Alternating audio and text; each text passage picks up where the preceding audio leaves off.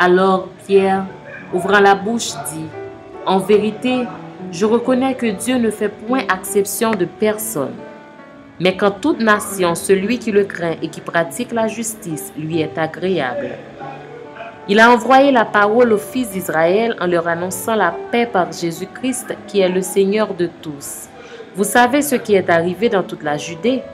Après avoir commencé en Galilée, à la suite du baptême que Jean a prêché, vous savez comment Dieu a oint du Saint-Esprit et de force Jésus de Nazareth, qui allait de lieu en lieu faisant du bien et guérissant tous ceux qui étaient sous l'empire du diable, car Dieu était avec lui.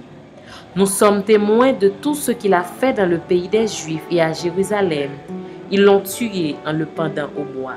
Dieu l'a ressuscité le 3e jour et il a permis qu'il apparût, non à tout le peuple, mais aux témoins choisis d'avance par Dieu, à nous qui avons mangé et bu avec lui après qu'il fut ressuscité des morts.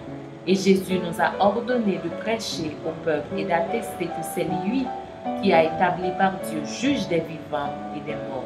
Tous les prophètes rendent de lui le témoignage que quiconque croit en lui reçoit par son nom le pardon des péchés.